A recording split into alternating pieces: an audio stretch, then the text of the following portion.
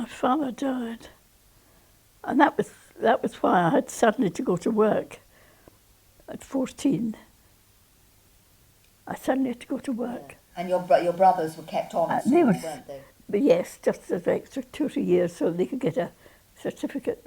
I don't think Gareth was there longer than 16. He went on to be a chemist's apprentice. I think the chemist's apprentice job turned up and Mother immediately put him into that. Knew that he'd be all right then. He became a chemist, as you know. He ended up with 3 shops in Glasgow. He did very well. And Bert went on. He went to night school in Dumbarton, but we were living in Gairlohead at that time, and Bert cycled to work daily, and at night, 3 nights a week, on to the Dumbarton, which is the next town. It's another 10 miles further on, and back again. Night. He did that for years. Tell me about how you had to work and how you had to get to and from school, and how we lived in Rue at that time, which was 2.5 miles outside Helensburgh, and I remember this rather severe-looking woman that ran this restaurant, and my mother said, "There's a bus home at 10 to 7 at night. Can't she get off for that?" Because I was supposed to work through till 7. And you started at 7 in the morning, didn't you? 7 in the morning. So I walked in. I didn't have a bicycle. I walked in from Rue to the shop, to the restaurant. Worked all day. That was 12 hours, and she wouldn't let me out. She said, if she can't do it, there are lots who can. Yes. Uncle Alf came home from Canada the first time. He'd gone to Canada 20 years earlier, and it was his first visit home, and he came to see us in Rue. And the first thing he did was, almost the first day he was there, he went out and bought me a beautiful rally bicycle. So he'd obviously summed up. And presumably he thought it was He'd summed up the position immediately. Yeah, and so you had at least had a bicycle then. And I had a bicycle, which of course makes all the difference in the world. Yes, yes. But you had a nice job after that, didn't you? Was that your ribbons and buttons job? Oh, that was at Mr. Thompson's, yes, I loved that. It was a beautiful drape, a very old-fashioned, very beautiful draper shop. It took up the whole of one of the side streets. It went right back. I was in there as a 14-year-old, and he gave me 12 shillings a week. Now, that was a lot of money. First of all, I moved in Helensburgh to the wool shop. The Greenwich wool shop is still open today, these places. And I was there for 6 months, and then I thought, this isn't good enough. I'm in Helensburgh, I'm never going to get anywhere. I was still only about 16, I think. And I remember I spent tuppence on buying a Glasgow Herald. And I took it home and I studied all the adverts. And there were 3 shops advertising for staff. And I got 3 replies. Oh, happy days, yes. And I went up to Duncan's for an interview, and I got a job in Glasgow as a semi-window dresser, helping the window dresser, but you must help at the counters if it's necessary. And of course I loved it. It was a great store full of beautiful things. And then was I working there. Oh, I loved it. Having to make the displays I just went in the window. mad. I just loved it. Absolutely loved it. And then I moved from there was a beautiful shop in Sucky Hall Street in Glasgow called Lions. It was very like Harrods. It was the Harrods of Glasgow, and I ended up being in charge of their art department. I loved that. I was there for several years. That was very interesting. But it meant travelling up from Glasgow. So 7 shillings was the season ticket, the weekly ticket up. So that was a lot out of my money, which was only, I think, £1 a week. And this young man, he spoke to me then, and that's what I was doing. And Mother invited him back to tea, and he came to the house and saw I had been painting cards. And he said, well, we need someone to do that for us. So I moved over to doing that, painting Christmas cards and birthday cards. And yes, I made quite a good living out of that. I was quite well paid for all these cards that I did. And as you say, then the war came along and the paper and ribbons stopped. There was no, they used to get them from Italy. Very, very lovely things from Italy. Okay. So the war started, 1939. What was your situation at that point? Well, we were living in Helensburgh, and I was painting.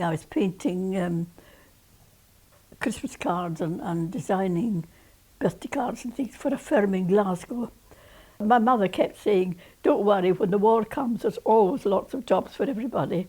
The naval officer or something? Naval officers had come to Helensburgh because they were going to open a range out in the Clyde for degaussing ships. And Helensburgh was a very suitable position because they had the pier and the shallow water out for several hundred yards, so they could lay cables underneath, bring them back up onto Helensburgh Pier and set up a station where they could check each ship before it went out into the open sea again. So this naval officer came, what was he looking for? He'd been told to find a few real sick wrens who lived in Helensburgh, who could work at the pier. They wanted people who lived in the town because they could use them at all hours. And I was sitting painting at my dining table when this girl came to the door, a wren officer came to the door and sat and spoke to me, said, "Would I like to do this work?" And I said, "Well, I don't know." She said herself, "I don't know what sort of work it is. It's down here as photographic work or something." She said, "We don't really know what it is, but would you like a job on the Helensburgh Pier?" And I said, "Yes, of course, I'd love to try." And she signed me up. We handed me my papers and I signed to become a wren. The Germans were dropping mines that were set off by the magnetism of the ship going over it. You were actually we were in a hut where the cables came up into machines, and we had to write down what the electricity, the magnetism of the ship was. We had sheets where you filled in the magnetism of the ship, and we had to copy that down from these cables. We had to do it very carefully. It was important work. And Fred happened to be one of them. He was called up to work in Portsmouth from his job in Glasgow, in London, and he then started to work in Portsmouth. They said they were going to send them up to Helensburgh. The whole caboose was to come up to Helensburgh, and the only notice they got was "Leave now." They didn't take any clothes with them. All they had to do was take all their papers and all their instruments and everything they had. The result is we got them all settled in Helensburgh, and Fred went into a family with 3 grown-up daughters, I remember, up behind Helensburgh. It was a very nice place he got. But and so when did you first meet him? Well, by this time there was 2 big houses in the front of Helensburgh. Like Alton Capel Castle was on the point in Helensburgh, a beautiful old castle, and it was lying empty. And next to it was a big house called Cairngorm House, which was also empty. And because a lot of people had left empty houses. So these were both taken over. And Fred moved into, he didn't move into Alton Capel Castle, he moved into the Cairngorm House. And it was to Fred that we had to send up all these photographs that we'd taken. Previous to that, we had posted them down to southern England, but you could take them directly to him. And our house where we lived in Helensburgh was just behind our gardens adjoined Cairngorm House. So instead of posting these things, I took them every night home from the pier and took them and handed them in. And at first I just handed them in, and then I handed them into his office, and then I handed them into Fred's desk. Was this on purpose, or did it just happen that way? Well, a little bit of pushing from me. So we got married in the church, and there's a picture up there. I was outside the church. How do you get a wedding dress then? Because you couldn't have material. Well, you can see there I'm wearing a plain turquoise dress it was. I went to the wren officer and asked her for extra coupons for getting married, and she was very good. She gave me, I forget how many now, free extra or something to get a dress, and free extra to get another coat and a jacket. And she let me build up. She was very good. She let me build up a little trousseau. Somebody made the cake, a friend of mother's who was a baker, made the cake and iced it. So I did have a three-tier cake. I don't have a photograph of it, but I did have a three-tier cake. That must have been fairly... Then Fred and I started off for our honeymoon in the south, because I'd never been to England. I'd never been to England. Yeah.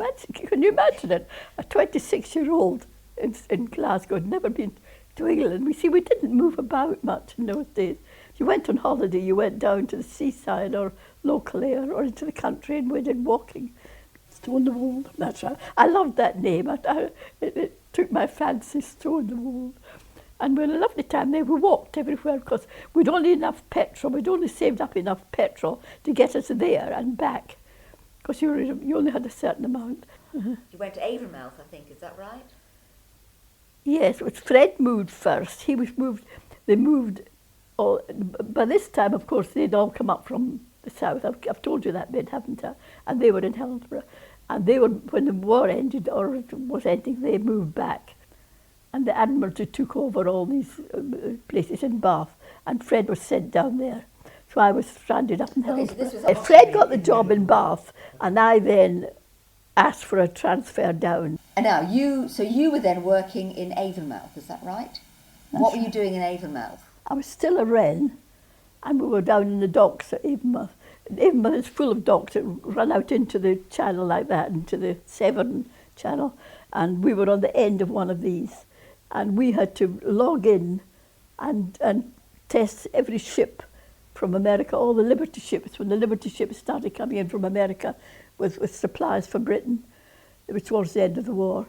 And everyone went through us, and we had to write down all the details, and sometimes we had to go on board and interview the captains, ask where they'd come from. And yes, and the GIs were, whenever they saw there were 3 girls down in the docks, they used to come running. They must have put the word around, and they'd all come running out. And they're looking and waving, and then they gradually begin to get things around them and throw us down a corn on the cob or a banana. Of course, you hadn't seen a banana, I suppose, for banana, years. yeah, and cakes of soap, which was terribly scarce. We had an awful job to get soap. And Fred, I gather, was, as well as doing whatever he was doing scientifically in Bath, he was also at night time occasionally doing his bit. Oh yes, that was where he was. He had a soldier's uniform, and he used to look dreadful in it because he never cared what he looked like. It didn't fit him. And I can remember those things, trousers all hanging down, and he had his gun, and he'd come into work in the morning if he'd be a briefcase in one hand and a gun in the other. He never cared what he looked like. And that was when he'd been at night time. He'd been on some and then patrol I'd be out duty. all night on the rooftops. He never had any actual fighting to do or shooting to do. He just was up there. He would What was he looking for? Well, if people coming down and being dropped down by parachute and landing on the rooftops. And so there's men on all these roofs. And he was supposed to then shoot them, was he? He would shoot them. he never shot in his life. So I mean, when you see something like Dad's Army on television, I mean, that was really what it was like. Absolutely.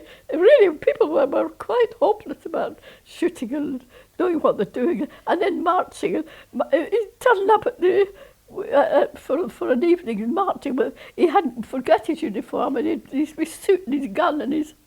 Oh, God. Even I used to think he looked funny. Poor old Fred. Well, we went to live in New Malden, near Fred's parents. They were very anxious This for was us. at the end of the war, At the end of the war, it? that we would come and live near them. And Fred had this job in the Admiralty. He was still they kept him on. They didn't keep everybody on. Fred was very lucky to be kept on. I remember sitting around the big dining room table in the front room there, which looked out onto the bypass. We were in a house on the bypass. And we looked out onto that. And then we were sitting there waiting for Fred to come in off the train. He came up, by that time he still had his job in Portsmouth. Oh. He hadn't been moved to London. And he came off the train after 3 hours, I think it was. And we knew when to expect him every night. Anyway, he came in and he sat down, and I remember him looking across the table and saying, "I've got something to tell you all. How would you like to live in America?" I mean, that must have been almost like going to the moon, I suppose, in those days. I mean, we just couldn't believe it. And then he gave us the details of what it was. We were going out to Washington, and when it would be. It was only 3 months ahead. And that was more or less sheer luck, wasn't it? That sheer happened? luck, because it had been arranged for someone else who took ill, and they said, "No, we can't send you." He had some ongoing illness, and they said, "No, we can't send you out there to build up expensive treatment." And he was pulled back from it. He and his family. It must have been a terrible disappointment to them. And Fred was pushed in at the last minute, so we had to rush round, and we let our house and packed up and got ready for it. And of course there was no flying in those days. It was boats. And what was the reaction? Upset about it. My mother was upset about it. What were they upset about? They thought, my mother thought Fred and I had arranged it that he would have a job out there, and he was going to leave us and they would go to work in America, because at that time a lot of experienced scientists were moving out to America. And my mother really thought we'd arranged it all. I said, "No, it came out of the blue. We didn't arrange it." I mean, were you frightened? I mean, at the prospect? I mean, No, not necessarily. Oh, excited, very excited. Oh no, I loved the idea of going to America. It was exciting. I think it was the Queen Mary, yes, at so Southampton. a lovely voyage. And the voyage out there, that was really lovely. And I remember more of the food that we got there than I do of anything else. Well, of course, it was still rationing. Oh yes, because we went from rationing to a table with great slabs of butter on it and whatnot, and got to Washington, and we've got a photo somewhere of us sitting in the station at Washington, surrounded by our baggages, and we were all in what we called English summer clothes, which were coats and jackets and all sorts of things, and cardigans and things. And of course we went out to Washington summer, so it must have looked very funny. We had no car for several months, I forget why. So I had to walk to the shops, which is absolutely unknown. I used to walk to the shop and come back laden with baskets of food, and people would say, "My goodness me, what have you been doing?" What was our first car? Studebaker, yeah, that's right. Because I had so little to do, I immediately thought of going to university. Oh, yeah. That was the first thing that struck me. We got the children into school, and you were in the little kindergarten of that. And I went up to university, which was on the hill, Washington University. I was quite amazed at that. I must admit, going to university in America was one of the happiest times of my life. And we used to go for weekends. It was very, geology was the subject. And we used to go away for weekend, and Fred was able to come with me, so we used to do that. Well, I remember those. You remember going on one of these? Do you really? Well, you were only 3 or 4, dear. Or were you 6 by that time? Well, I don't know, but I certainly remember. You remember being going on? praised for my sharp eyes. You were very nice and sort of, praised me. So I felt so grown up because I was finding some of these fossils and things that you were. Yeah, it was fun. It was good. It was lovely. Those were lovely days. Yes, girls were of very little value in those days. I remember all my aunts and whatnot. Oh no, she'll get married. Don't worry about her. Girls get married. We don't worry about girls. They get married, and so why should you educate them? Why should you do this? I remember getting no encouragement from any of them at all for what I tried to do. Even though you got what, a gold medal or something? From your Yes, school? I got the gold medal there in Gaelic Public School. We were in every state. Fred had made up his mind he'd see every state in America, which we did. 48 states 48 then, of course. states, yes. Yes, we didn't see the ones going north. But we certainly travelled to every one of them. Now, how did you travel in those days? We had a big Studebaker car that we bought when we went out there, afforded it. And everybody in the mission back home in Washington envied us and said, "How could you manage to do all that lovely travelling? We've been out here for years and we had never got there." I must have known it at the time, but I can't think what he did. What was he doing anyway? What was Scientific liaison officer or something, wasn't it? That's what he was called, but I don't know what work he did. So I remember the train going down. The first thing in the carriage, beautiful carriages, very big and wide, a black person coming around with shoe cleaning, and the first thing he did was clean all our shoes. That was the black person, and very cheerful one he was, very bright. But when we got to Washington, I remember thinking black people didn't look so cheerful. Of course they didn't, and the signs were still up. Blacks only, whites only, white entrance, blacks not admitted. That was all over the place. Buses, the front was whites, the first back was blacks, and we didn't even sit together on the buses. I did have a black girl when I first went into our house outside Washington, because it was expected of me. We were told, yes, you get there's your house and you'll have a servant. And I had her for a few weeks, or maybe months, I can't remember. And I told her that I couldn't use her, I got rid of her, because it was ridiculous. I mean, I had nothing to do. And in the kitchen, of course, everything was electric and whatnot. And I told her I didn't want her, because you had to pay her, of course, you see. And I remember telling her I didn't need her anymore. But everybody else kept their servants on, but I must have saved a lot of money by not having them.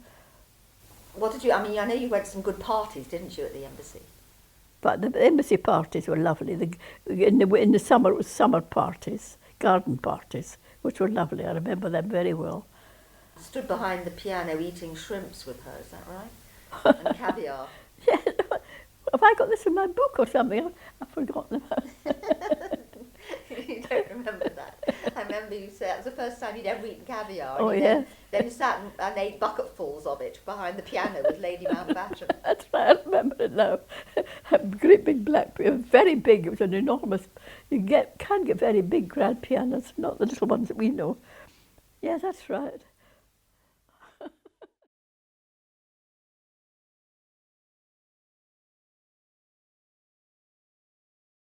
Shall I ask you that question again? That's reassuring again. Yes, Yeah. that's the thing, it's all pre-recorded. I'll ask you that I'm question. so nervous. I'm not. Oh, dear, I know, poor Marion. Being interviewed. Yes, it is a big